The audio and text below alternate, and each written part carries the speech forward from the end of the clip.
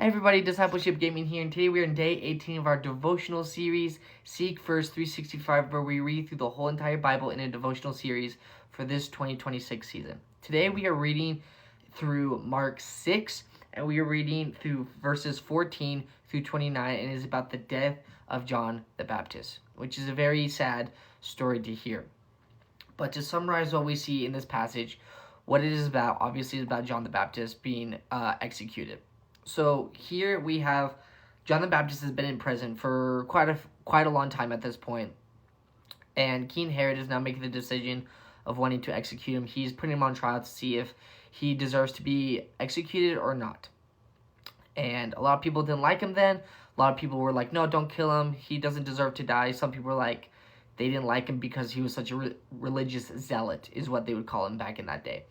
But some things I wanted to stand out in this passage was, I believe it is, in verse 19-20 says, and Herodes had a grudge against him and wanted to put him to death, but she could not, which was his wife, the king's wife.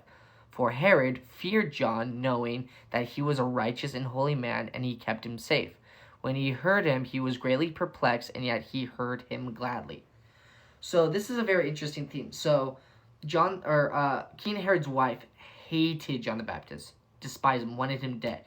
She was one of the people that allowed this to happen in the first place. But King Herod, he was on the fence about it, as we can see here. He obviously wanted to please his wife. Every man wants to please his wife. But at the same time, he didn't see anything that John the Baptist was doing that was considered harmful to his place on the throne. And so he was like, I want it to be a fair trial. If he did do something wrong, yes, we'll have him execute, but I don't see any reason for him to be executed.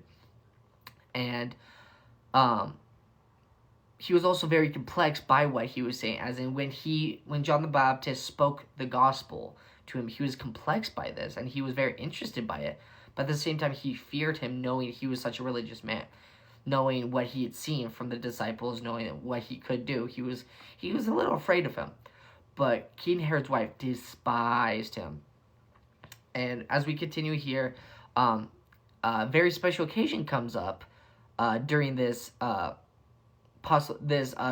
and it was the King Herod's birthday, I believe it says. But yes, so in verse 21 it says, but an opportunity came with Herod on his birthday, gave a banquet to his nobles and military commanders and the leading men of Galilee. For when Herodias' daughter came in and danced, she pleased Herod and his guests, and the king said to the girl, ask me whatever you wish, and I will give it to you. So I thought this was kind of interesting, because I was like, it's on his birthday, wouldn't it be people give him stuff, not the other way around? But we see here that something very big happens, because remember, King Herod he likes John the Baptist. He doesn't want him dead. He likes him.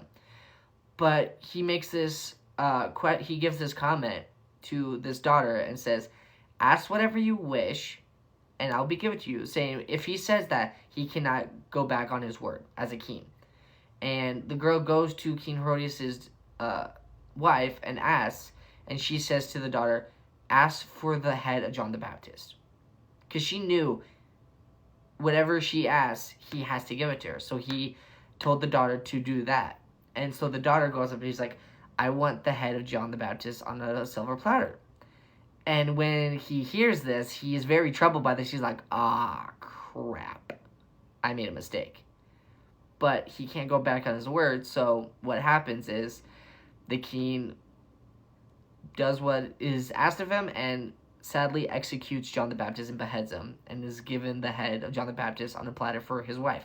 Which is really weird to think about. Like, why would you want that? But back in that day, I guess that was a custom or something. I'm not entirely sure about it, but it was very heartbreaking to see. But one thing I love about this passage, though, too, is in The Chosen. Like I said, if you guys have seen The Chosen, I highly recommend you guys see it. It is such a good show. They actually play this out, and I love the way they put it, because obviously it may not be how it turned out to be, but I think it was very accurate. Because John the Baptist was known as a religious zealot. He was very on fire for the Lord. People would call him Jesus' hype man, actually. But one thing I loved about this was, there's actually, it says this in another passage for John the Baptist as well, is that when John the Baptist goes to be executed in the show, he says, "I've never been to a banquet before." And the executors think they're talking about is like the banquet that's going on right now. He's like, "You're not going there." And they're like, "What are you talking about?" He's like, "Oh, it's nothing." Because he knows where he's going. He knows his body physically is going to be gone. But he's about to have a party and banquet in heaven with God himself. And he's so excited about that. And everyone's like, "You're about to die." And he's like, "No, I'm not.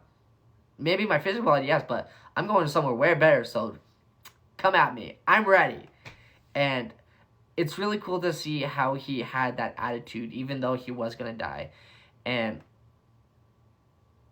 I guess the one thing I want you guys to get out of this is, in times of trouble, in times where I feel like things are not going right, or like, God forbid, or when it happens, when you're in the time of death, don't focus on, it's like, oh, I'm going to die. Focus on, guess what? I get to go be with God. I get to live eternally with God, and eventually I'm going to get a new body too. We get to live eternally with God in heaven. That is like the best thing to think about. Like, I know on this world we have our own human state where it's like, we're afraid of death, which is normal. Everyone's afraid of death. But we would need to think about what's the bigger picture. It's like when we die, our physical bodies are gone, yes, but our soul goes to heaven, and we get to spend eternity with God. And that's so exciting to happen. Like, so exciting to see how that's going to play out. And we see that with John the Baptist, and I love how in that scenario, he's ready.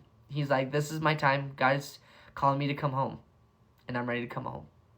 And I feel like that's how we all should have our mindset is. This isn't we don't live here. Earth is not our home. This is just we're just visiting. We're just driving through, you know. And one day God's going to call us home. He's like, okay, time to come home. And be like, okay, I'm ready. I'm ready to come home. And that's what we should focus on. And that's what I want to encourage you guys with is, don't focus on the physical, focus on the spiritual. If you guys get anything that I get from today is that.